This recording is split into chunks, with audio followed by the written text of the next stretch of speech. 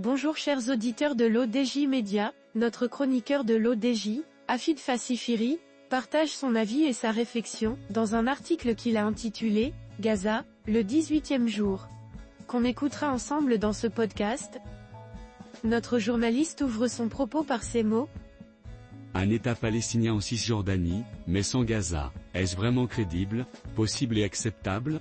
Alors que les bombardements aériens de Tsahal se sont intensifiés depuis la visite de Joe Biden, le président français Emmanuel Macron devait se rendre à Tel Aviv ce mardi, pour exprimer sa solidarité avec Israël et avec les Français d'Israël.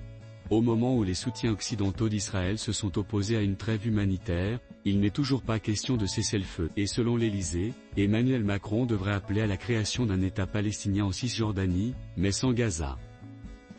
Notre chroniqueur enrichit son discours de la manière suivante.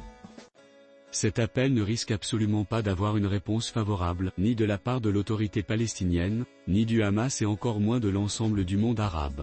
Une proposition française très malvenue vu le très peu de crédibilité et de confiance dont jouit Emmanuel Macron auprès des pays arabes. Ça n'a parlé de la perte d'influence de la France et de sa diplomatie dans le monde. Un État palestinien indépendant, sans Gaza serait juste un cadeau empoisonné et le début d'une guerre interpalestinienne. Il est à souligner à ce sujet que juste avant les attaques du Hamas du 7 octobre dernier, il était question d'une réconciliation entre l'autorité palestinienne et la résistance islamique palestinienne dite Hamas, et la perspective d'une union nationale n'était pas du tout du goût de Tel Aviv. Cet appel du président français démontre et prouve que la mise à mort de la bande de Gaza était planifiée de longue date, que les bombardements au mortier au lieu de frappes ciblées visent la destruction massive avec un déplacement et une déportation des populations civiles vers le sud, afin de raser complètement le nord de la bande de Gaza.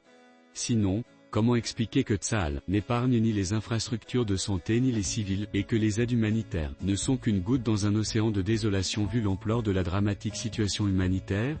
Si la Russie, la Turquie et l'Iran ont appelé à cesser de cibler les civils à Gaza, la France et la Maison-Blanche ont lancé des avertissements à Téhéran et au Hezbollah quant au risque d'un nouveau front et d'un élargissement du conflit. Pour sa part, Téhéran avait également fait savoir que si Tsahal envahit Gaza, la situation deviendrait rapidement hors de contrôle. Monsieur Afid Fassifiri approfondit sa réflexion de la manière suivante. Aux dernières nouvelles, des parlementaires et des hommes politiques du monde arabe ont appelé à un boycott de tous les produits provenant des pays soutenant Israël, dans ce massacre qui n'est rien d'autre qu'un génocide programmé quoique déguisé en riposte militaire d'Israël.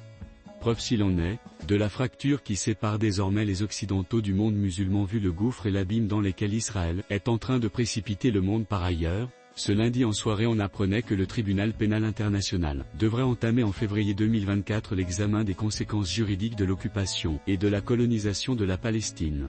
Il se peut que cela ne soit qu'une mascarade, une de trop, puisqu'il n'est pas encore question de poursuivre devant la CPI les criminels de guerre commis du gouvernement israélien avec à sa tête Netanyahou.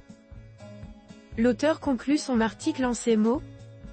Aujourd'hui, le pire qui puisse arriver aux Palestiniens ce serait de voir la création d'un État palestinien en Cisjordanie et Gaza complètement rasé et anéanti. Les Palestiniens ont-ils vraiment encore la choix et leur destin en main ? En attendant, il pleut toujours des bombes sur la bande de Gaza et la liste du nombre des victimes civiles n'en finit plus de s'allonger avec un massacre au bilan macabre. Par Afid Fassifiri.